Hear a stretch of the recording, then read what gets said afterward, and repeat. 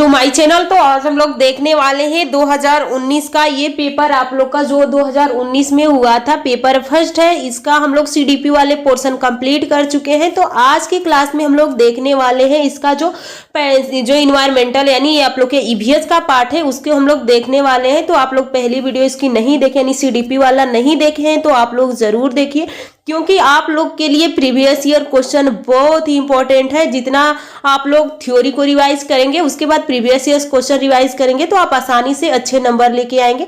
तो हम आज देखने वाले हैं कि आप लोग के जो ईवीएस है, ईवीएस में किस तरह के क्वेश्चन पूछे जाते हैं। तो देखिए यहाँ से आपके ईवीएस के क्वेश्चन स्टार्ट हो रहे हैं। तो देख लीजिए किस तरह से क्वेश्चन है। यहाँ पे आप जितना ही क्वेश्चन ज्यादा करेंगे उतना ही आपको एग्जाम में आपको क्वेश्चन को सॉल्व करने में आसानी होगी, अपने टाइम को एडजस्ट कर लेंगे। तो इसलिए आप लोग प्रीवियस ईयर क्वेश्चन लगाइए, उसके बाद आप लोग थ्योरी को बहुत अच्छे से उसको बार बार रिवीजन कीजिए और उसके बाद आप लोग मॉक टेस्ट जरूर लगाइएगा। तो चलिए पहला देखिए, पहला क्वेश्चन क्या कहा गया है। तो यहाँ पे है कि कोई व्यक्ति 29 नवंबर 2019 को एक एक्सप्रेस ट्रेन में सूरत गुजरात से नागरकोइल केरल जाने के लिए बैठा है। यह ट्रेन सूरत से 19:45 पे चली है और 1 दिसंबर 2019 को 11:45 पे नागरकोइला पहुंची है। यदि सूरत में नागरकोइल के बीच ट्रेन मार्ग की दूरी 2120 किलोमीटर है तो इस यात्रा में ट्रेन की औसत चाल क्या होगी। तो यहाँ पे सबसे पहले तो आपको अब क्या करना है, आपको यहाँ पे जो ट्रेन है तो दूरी तो आपके सामने दे दिया है किलोमीटर में, यानी 2100 यहाँ पे 20 किलोमीटर दे दिया है। अब यहाँ पे औसत निकालने का सूत्र क्या होता है, टोटल दूरी बटा टोटल समय। तो अब आप यहाँ पे निकालेंगे कि 19 नवंबर से यहाँ पे आपका पहुंची है 1 दिसंबर को, तो अब इतने बीच में कितने टाइम लग रहे हैं यानी उसको कितने घंटे लग जा रहे हैं। तो आप यहाँ पे निकालिए। यहाँ पे आप टोटल दूरी निकाल यानी टोटल दूरी दिया हुआ है, यहाँ पे टोटल समय निकाल लेंगे। तो यहाँ पे आपका जो आंसर आ जाएगा वो आप लोग का आ जाएगा 53 किलोमीटर प्रति सेकेंड। अगला क्वेश्चन देखिए, अगला क्वेश्चन आपसे क्या पूछा गया है। अगला है निम्नलिखित में से कौन अंतरराष्ट्रीय ख्याति प्राप्त वेट लिफ्टर है। तो सुनीता विलियम्स है, विजेंद्री पाल है, सूर्यमणि है और करडम मल्लेश्वरी है। तो यहाँ पे आपका सही आंसर हो जाएगा ऑप्शन 4 यानी करडम मल्लेश्वरी है। अगला क्वेश्चन देखिए, अगला क्वेश्चन क्या पूछा गया है। यहाँ पे पूछा गया है कि नीचे दिए गए कौन सा एक समूह जोड़ों का है। तो यहाँ पे चुकंदर है, आलू है, अदरक है, गाजर यानी यहाँ पे कौन जड़ है, तना है, पत्ती है। तो इस तरह से आपको इसको डिवाइड करना है। तो हम आलू का कौन सा भाग खाते हैं, तना खाते हैं। तो यहाँ पे आप लोग को दिया गया है कि चुकंदर है, आलू है, अदरक है। उसके बाद आप लोग का गाजर है, हल्दी है, अदरक है। उसके बाद शकरकंद है, मूली है, हल्दी है। यहाँ पे देखिए गाजर भी जड़ है, चुकंदर भी जड़ है और मूली भी जड़ है। यहाँ पे ये दो यहाँ पे तना है लेकिन ये चुकंदर क्या है, जड़ है। यहाँ पे गाजर जड़ है लेकिन हल्दी और अदरक क्या है, तना है। फिर शकरकंद यहाँ पे देख सकते हैं, हल्दी देख सकते हैं, मूली क्या है, जड़ है। तो इसमें तीनों जड़ है। तो सही ऑप्शन आपका कौन सा हो जाएगा, ऑप्शन 4 हो जाएगा। अगला क्वेश्चन देखिए, अगला क्वेश्चन क्या पूछा गया है। अगला क्वेश्चन है कि रेगिस्तानी ओक नाम का पेड़ है जो पाया जाता है आबू धाबी में, ऑस्ट्रेलिया में, राजस्थान के रेगिस्तानों में या संयुक्त अरब अमीरात के रेगिस्तान में। तो सही ऑप्शन आपका हो जाएगा ऑस्ट्रेलिया में ये पाया जाता है। अगला क्वेश्चन देखिए, अगला क्वेश्चन क्या है। अगला क्वेश्चन यहाँ पे दिया गया है कि नेफेंथिस वह पौधा है जो शिकार करता है। यहाँ पे के विषय में नीचे दिए गए कथनों का विचार कीजिए। नेफेंथिस यानी यह पौधे ऑस्ट्रेलिया, इंडोनेशिया और भारत में मेघालय में पाया जाता है। इसका आकार घोड़े जैसा होता है और इसके मुख एक पत्ती से ढका होता है, यानी ये कीटों का भक्षण करता है अपने नाइट्रोजन की पूर्ति करने के लिए। यह केवल छोटे कीट मकोड़े को फंसाकर उनका शिकार करता है। चौथा ऑप्शन देख लीजिए क्या कहा गया। यह छोटे कीड़े मकोड़े को खींचने के लिए महक आवाज निकालता है जो इसमें फंस जाते हैं और बाहर नहीं निकल पाते हैं। तो ये आवाज नहीं निकालता है, ये एक सुगंध निकालता है। तो यहाँ पे आपका कौन सा सही हो जाएगा।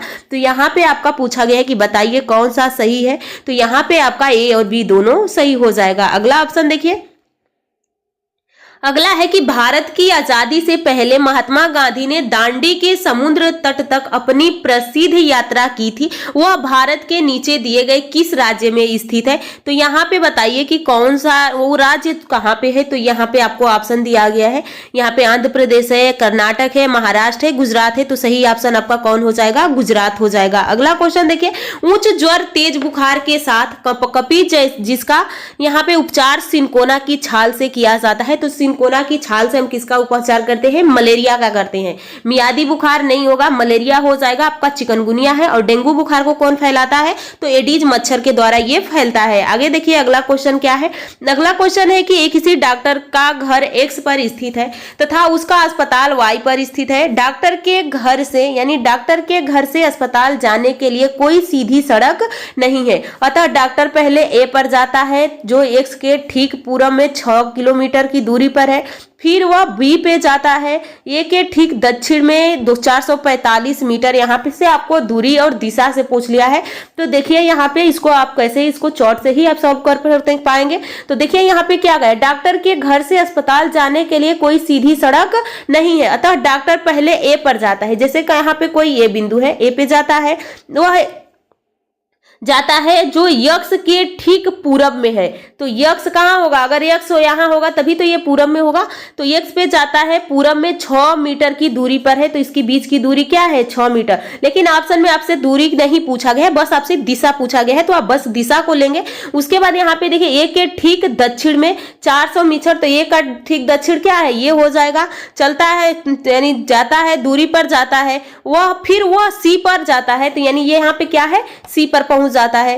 फिर बी के ठीक पश्चिम में क्या करता है? ये यहाँ पे देखिए क्या कहा गया कि जो ये फिर सी पे जाता है जो बी के ठीक पश्चिम में है। तो बी के ठीक पश्चिम में क्या है? ये हो जाएगा। यानी यहाँ पे क्या है? सी है। उसके बाद फिर क्या कहा गया है कि सी पे जाता यानी अंत में, यानी यहाँ पे जाता है बी के ठीक पश्चिम में 120 मीटर की दूरी पर है और अंत में ये वाई पर अपने अस्पताल पहुंच जाता है। यानी यहीं पे क्या है? वाई भी आपका यहीं पे है। तो अब पूछ रहा है कि अस्पताल पहुंच जाए तो जो ठीक यानी सी के ठीक उत्तर में 90 मीटर की दूरी पर है। तो अस्पताल के सापेक्ष डॉक्टर के घर की दिशा क्या है? यानी वाई इधर है। यहाँ पे पूछा है डॉक्टर का घर कहाँ पे है? यहाँ पे है। तो अब आपसे दिशा पूछा हुआ है कि बताइए कि दिशा कहाँ पे है। तो यहाँ पे कहाँ हो जाएगा? ये उत्तर और पश्चिम हो जाएगा, या उत्तर पूरब हो जाएगा, या दक्षिण पश्चिम हो जाएगा। तो यहाँ पे आपका सही आंसर क्या हो जाएगा? तो ये आपका हो जाएगा ये उत्तर और पश्चिम में है। आगे देखिए अगला क्वेश्चन क्या है। अगला क्वेश्चन है कि चेराव नाच कहाँ के लोग करते हैं? तो चेराव नाच झारखंड के, मिजोरम के, मणिपुर के, मेघालय के। तो सही ऑप्शन आपका क्या हो जाता है? यहाँ पे आपका हो जाएगा ये चेराव मिजोरम का है। आगे देखिए इसमें अगला है कि तमिलनाडु के निकटवर्ती राज्य है। तो ये देखिए एक बार अपने सामने आप लोग मैप का जो मैप निकाल लीजिए और उसको बार बार डेली एक बार उसको एक नजर जरूर देखिए, क्योंकि मैप से फिक्स है कि क्वेश्चन आपके पूछे ही जाते हैं। तो मैप आपके दिमाग में होना चाहिए। तो यहाँ पे पूछा है तमिलनाडु के निकटवर्ती राज्य कौन सा है? तो यहाँ पे आप लोग का आंध्र प्रदेश है, केरल है, कर्नाटक है। तो सही ऑप्शन आपका 4 हो जाएगा। अगला देखिए एनसीएफ 2005 के अनुसार निम्नलिखित में से क्या प्राथमिक स्तर पर पर्यावरण अध्ययन शिक्षण का उद्देश्य नहीं है? यहाँ पे नहीं पूछा हुआ है। अब देखिए विशेषता प्राकृतिक पर्यावरण के प्रति बच्चे की जिज्ञासा एवं सृजनात्मकता को बढ़ावा देना, अवलोकन, वर्गीकरण और निष्कर्ष निकालने आदि प्रक्रियाओं के माध्यम से बुनियादी संज्ञानात्मक और गत्यात्मक कौशल प्राप्त करने के लिए खोजबीन से जुड़ी और हाथी से यानी हाथों से करने वाले कार्यों में बच्चों को संलग्न करना। तो ये तो आपको करना है, ये भी करना है। अगला ऑप्शन देखिए क्या है। अगला ऑप्शन है यहाँ पे, अगला ऑप्शन देख लीजिए, पढ़िए क्या है। प्राकृतिक, सांस्कृतिक व सामाजिक पर्यावरण के बीच संबंध के पहचानने व समझने के में बच्चों की प्रशिक्षित करना बिल्कुल सही है। लेकिन पर्यावरणीय समझ के द्वारा बच्चों में सटीक संख्यात्मक कौशल विकास करना यही गलत है और सही ऑप्शन आपका चौथा ही हो जाएगा। अगला क्वेश्चन देखिए, अगला क्वेश्चन क्या है। अगला क्वेश्चन है कि पर्यावरण अध्ययन कक्षाओं 3 से 5 के लिए एक विशेष क्षेत्र है जो संकलित करता है। तो यहाँ पे देखिए यहाँ पे EVS for classes 3 to 5 is a subject area which integrated. तो यहाँ पे विज्ञान की अवधारणाएं और मुद्दों को पर्यावरण शिक्षा सामाजिक अध्ययन और विज्ञान की अवधारणाओं और मुद्दों को विज्ञान और सामाजिक विज्ञान की अवधारणाओं और मुद्दे को और पर्यावरण शिक्षा और विज्ञान की अवधारणाएं और मुद्दों को। तो सही ऑप्शन यहाँ पे आपका दूसरा हो जाता है। अगला क्वेश्चन देखिए, अगला क्वेश्चन क्या है। अगला है निम्नलिखित में से क्या पर्यावरण अध्ययन के संदर्भ में सही है, यानी ईवीएस के बारे में इसमें क्या सही कहा गया है। तो पहला ऑप्शन देखिए, पर्यावरण अध्ययन के विषय में 1 से 5 तक की कक्षाओं में पढ़ाया जाता है। 1 से 2 की कक्षाओं के लिए भाषा और गणित के माध्यम से पर्यावरण अध्ययन पढ़ाया जाता है। यहाँ देखिए 2, 3 और यहाँ पे 4 की कक्षाओं के लिए पर्यावरण अध्ययन से जुड़े मुद्दों को भाषा और गणित के माध्यम से पढ़ाया जाता है। या 1 से 2 तक की कक्षाओं के लिए पर्यावरण अध्ययन से जुड़े मुद्दे विज्ञान और सामाजिक विज्ञान के द्वारा पढ़ाया जाता है। तो सही ऑप्शन आपका कौन सा हो जाएगा। तो यहाँ पे सही ऑप्शन यहाँ पे आप लोग का हो जाता है दूसरा ऑप्शन। अगला क्वेश्चन देखिए, अगला क्वेश्चन क्या पूछा गया है। अगला है कि बच्चों को पर्यावरण अध्ययन को सिखाने के लिए, यानी बच्चों को पर्यावरण अध्ययन सिखाने के लिए खोजने के द्वारा पर्याप्त समय दिया जाता है। यह इंगित करता है कि पर्यावरण अध्ययन याद करके सीखा जाता है, बिल्कुल गलत है। पर्यावरण अध्ययन सूचनाओं के द्वारा सीखा जाता है और पर्यावरण अध्ययन बाल केंद्रित है और पर्यावरण अध्ययन शिक्षा केंद्रित है। शिक्षा केंद्रित तो नहीं होगा। अब ऑप्शन आपके सामने 2 पड़ा है, 2 ऑप्शन है और इसमें से आपको चुनना है। तो पर्यावरण अध्ययन बाल केंद्रित होना चाहिए, यानी चाइल्ड सेंट्रल होना चाहिए। आगे देखिए, अगला क्वेश्चन है कि निम्नलिखित में से कौन सा पर्यावरण अध्ययन पाठ्यक्रम के सुझावित प्रकरणों का उपकरण है। तो यहाँ पे परिवार और मित्र है, भोजन है, जानवर हम चीज कैसे बनाते हैं। तो सही ऑप्शन आपका हो जाएगा तीसरा। अगला क्वेश्चन देखिए, अगला क्वेश्चन क्या है। अगला क्वेश्चन यहाँ पे आपसे पूछा गया है कि निम्नलिखित में से क्या पर्यावरण अध्ययन के शिक्षक के लिए वांछनीय गतिविधि है। तो विभिन्न कक्षाओं के बहुसांस्कृतिक क्षेत्रों को संबोधित करना, पर्यावरण अध्ययन की अवधारणाओं से संबंधित महत्वपूर्ण सूचनाओं को बच्चों को देने के लिए प्रेरित करना। अगला है पर्यावरण अध्ययन के 6 प्रकरणों को रेखाएं आयोजन करना, केवल पाठ्य पुस्तक पर आश्रित रहना।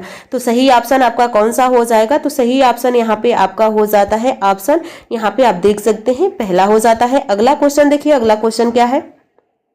अगला है निम्नलिखित में से क्या पर्यावरण अध्ययन में बच्चों के द्वारा ज्ञान की रचना में महत्वपूर्ण है। तो बच्चों को सक्रिय भाग लेना, बिल्कुल सही है। बच्चों को समुदाय के सदस्य मानना, पर्यावरण अध्ययन की पाठ्य पुस्तक और पर्यावरण अध्ययन को पाठ्य पुस्तक में दी गई व्याख्या और परिभाषा। तो आप लोग से पूछा गया है कि यहाँ पे बताइए कौन सा सही हो जाएगा। तो यहाँ पे आपका डी छोड़ के आप लोग का ए, बी और सी दोनों हो जाएगा। अगला क्वेश्चन देखिए, अगला क्वेश्चन क्या है। अगला क्वेश्चन है कि बच्चों को पर्यावरण अध्ययन सिखाने में प्रभावशाली तरीकों से जोड़ा जा सकता है। तो वृत्तांत में, कहानियों में, शिक्षक के द्वारा अवधारणाओं की प्रभावशाली व्याख्या में, शिक्षक के द्वारा अवधारणाओं का प्रभावशाली प्रदर्शन और व्याख्या में। तो सही ऑप्शन यहाँ पे आपका हो जाता है, यहाँ पे आप लोग का हो जाएगा। यहाँ पे केवल आप लोग को दिया है ए, सी, डी दोनों है, या यहाँ पे कहा गया है कि केवल ए और बी है, तो केवल ए और बी ही सही हो जाएगा। अगला क्वेश्चन देखिए, अगला क्वेश्चन क्या पूछा गया है। पर्यावरण अध्ययन के शिक्षक के द्वारा बच्चों को जानवरों को अवलोकन और उनके चित्र बनाने को प्रेरित करने का उद्देश्य क्या है। तो बच्चों में सृजनात्मक का विकास करना, बिल्कुल सही है। बच्चों में अवलोकन और रचनाओं कौशल का विकास करना, बच्चों में सौंदर्यगत संवेदनाओं का विकास करना। तो यहाँ पे पूछा है कि बताइए कौन सा सही हो जाता है। तो यहाँ पे आपका तीनों ऑप्शन सही है, तो ऑप्शन आपका डी सही हो जाता है। अगला क्वेश्चन देखिए, अगला क्वेश्चन आपसे पूछा गया है कि पर्यावरण अध्ययन में शिल्प कला और चित्रकला को समूह में करके सीखने पर बल दिया जाता है, क्योंकि कक्षा के अनुशासनहीनता को रोकने के लिए समूह में सीखने शिक्षकों के लिए एक आसान और बहुत प्रभावशाली युक्ति है। समूह में सीखना सहपाठी द्वारा सीखने को प्रोत्साहित करता है। समूह में सीखना कक्षा में सामाजिक अंतःक्रिया को बेहतर करता है और समूह में सीखने पर्यावरण अध्ययन पाठ्यक्रम के समय पूरा करने में। तो यहाँ पे पूछा है कि बताइए कौन सा सही हो जाएगा। तो आपका बी और सी सही हो जाता है। अगला क्वेश्चन देखिए, निम्नलिखित में से क्या पर्यावरण अध्ययन को सीखने का सबसे प्रभावशाली संसाधन है। तो यहाँ पे परिवार सदस्य, समुदाय, समाचार पत्र और कक्षा। तो सही ऑप्शन यहाँ पे आपका हो जाएगा ए, बी और सी हो जाएगा। अगला क्वेश्चन देखिए, अगला क्वेश्चन क्या है। अगला है कि यहाँ पे पूछा गया है यहाँ पे देखिए अगला कहा गया निम्नलिखित सीखने के कौन से सिद्धांत का पर्यावरण अध्ययन में अनुसरण होता है। तो वैश्विक से स्थानीय, अमूर्त से मूर्त, अज्ञात से ज्ञात और ज्ञात से अज्ञात। एक होता है निगमनात्मक और एक होता है आगमनात्मक। तो यहाँ पे आपसे पूछा है कि बताइए इसमें से कौन सा सही हो जाएगा। तो ज्ञात से हम अज्ञात की ओर पढ़ते हैं, स्थानीय से वैश्विक पढ़ते हैं, मूर्त से हम अमूर्त की तरफ जाते हैं और ज्ञात से अज्ञात की तरफ जाते हैं। अगला देखिए निम्नलिखित में से कौन सा पर्यावरण अध्ययन में सीखने की रचनात्मक आकलन का साधन नहीं है। नहीं पूछा हुआ है तो पोर्टफोलियो है, क्रम निर्धारण मापनी है, वर्ड लेखन है या वार्षिक उपलब्धि परीक्षण है। तो सही ऑप्शन आपका यही हो जाएगा, ये नहीं होता है। आगे देखिए निम्नलिखित में से किसका पर्यावरण अध्ययन में बच्चों के आकलन में दूर करना चाहिए। तो बच्चों के उत्तर का सही या गलत में आंकना। कक्षा 5 के ईवीएस पाठ्य पुस्तक में प्रत्येक पाठ के अंत में दिए गए आज हमने क्या खाया सीखा पर चर्चा करना, आकलन के संकेतक का उपयोग और बच्चों के सीखने के गुणात्मक आकलन। तो यहाँ पे आपका सही हो जाता है, यहाँ पे आपका सही हो जाएगा ऑप्शन ए। अगला क्वेश्चन देखिए, अगला है कि कक्षा 5 की शिक्षक एक क्रियाशील क्रियाकलाप का संचालन कराती है जिसमें वह कक्षा के बच्चों से फर्श पर चीनी के कुछ दाने डालने के लिए कहती है। उसके बाद वह और उनकी चींटियों के आने का इंतजार करने के लिए कहती है। बच्चों की इस क्रियाकलाप का अर्थपूर्ण सीखने को मिला सकता है यदि शिक्षक क्या कर रहा है। तो बच्चों को क्रियाकलाप का अवलोकन करने के लिए प्रेरित करते हैं, बच्चों को अपने अनुभव साझा करने को प्रेरित करते हैं, बच्चों की क्रियाकलाप का अवलोकन, अनुभव साझा और उस पर चर्चा करने को प्रेरित करते हैं, या बच्चों के क्रियाशीलता से संबंधित प्रश्नों को घर से करने को प्रेरित करते हैं। तो सही ऑप्शन यहाँ पे आपका हो जाता है, यहाँ पे आप लोग का तीसरा सही हो जाता है। अगला क्वेश्चन देखिए, अगला क्वेश्चन क्या है, नीचे दी गई सूची पर विचार कीजिए। जैसे कछुआ, घड़ियाल, कौवा, बत्तख, मछली, इस सूची में से निम्न में से कौन सा दूसरों से भिन्न है। तो मछली, कौवा, घड़ियाल, कछुआ। तो यहाँ पे आप देख सकते हैं कि यहाँ से पूछा गया है कि कौन है। तो यहाँ पे आपका सही हो जाए, मछली जल में रहती है, घड़ियाल, कछुआ ये सब कहाँ रहते हैं पृथ्वी, लेकिन कौवा उड़ता है। तो ये सही हो जाएगा कौवा। अगला देखिए यहाँ पे मिलान करने वाला क्वेश्चन पूछा गया है। हांगकांग कहाँ है, केरल, कश्मीर और गोवा में इनके पकवान कौन कौन से अत्यधिक पसंद भोजन है। तो यहाँ पे आपका सही आंसर हो जाता है, देखिए यहाँ पे हो जाएगा जो कि हांगकांग में पका हुआ सौंफ होता है, तो 5 हो जाएगा। फिर यहाँ पे केरल में क्या है, तो केरल में किसी भी करी के साथ उबला टैपियोका। उसके बाद यहाँ पे कश्मीर में है, तो कश्मीर में सरसों के तेल में बनी मछली और गोवा में छोला भटूरा। तो यहाँ पे आपका सही ऑप्शन हो जाएगा, इसमें से देख लीजिए आप लोग का दूसरा सही हो जाता है। अगला क्वेश्चन देखिए, नीचे दिए गए पक्षियों की कौन सी प्रजाति झटके से अपनी गर्दन आगे पीछे करती है। तो सबसे झटके से गर्दन आगे पीछे कौन करती है, तो ये मैना करती है। आगे देखिए, घरों के नीचे दिए गए विवरण पर विचार कीजिए। राजस्थान में गांव के लोग मिट्टी के घरों जिनकी छत कंटीली झाड़ियां की होती हैं में रहते हैं। मनाली हिमाचल प्रदेश में घर बांसों खंभों पर बनाए जाते हैं। लेह में पत्थर के 2 मंजिले घर बनाए जाते हैं और नीचे के मंजिल पर जरूरतों का सामान और जानवर रखे जाते हैं। तो इसमें से आपको बताना है कि कौन सा यहाँ पे आपका सही हो जाता है। तो ए और सी आपका सही है। अगला है और इसका लास्ट क्वेश्चन क्या है, तो हाथियों के विषय में नीचे दिए गए कथनों पर विचार कीजिए। हाथी बहुत कम आराम करती है और यह एक दिन में केवल 2 से 4 घंटा सोती है, बिल्कुल सही है। उसके बाद एक बड़ी हाथी एक दिन में 200 केजी से अधिक पत्तियां और झाड़ियां खा लेती हैं। तो 200 केजी से अधिक पत्तियां और झाड़ियां खा लेती हैं। फिर अगला पूछा है, इन्हें पानी और कीचड़ में खेलना बहुत भाता है, इससे इनकी शरीर को ठंडक मिलती है। अगला ऑप्शन देखिए, किसी हाथियों के झुंड में सबसे बुजुर्ग हाथिनी ही सभी फैसला लेती है। तो यहाँ पे पूछा है कि बताइए इसमें से कौन सा आप लोग का सही हो जाता है। तो इसमें आप लोग का सही हो जाएगा, यहाँ पे सही आंसर हो जाता है तीसरा। तो ये आप लोग का जो आप लोग का ईवीएस का क्वेश्चन था कंप्लीट होता है। तो आप लोग ये सारे प्रीवियस ईयर क्वेश्चन लगा लीजिए। ये पेपर और इसका आंसर की के साथ आप लोग को टेलीग्राम पे मिल जाएगा। टेलीग्राम का लिंक आप लोग को वीडियो के डिस्क्रिप्शन में है, या यहाँ पे JLB एकेडमी सर्च करेंगे तो वहां से आप ज्वाइन हो सकते हैं। और ये PDF आप डाउनलोड करके जरूर एक बार रिवाइज कर लीजिएगा। तो चलिए हम लोग नेक्स्ट क्लास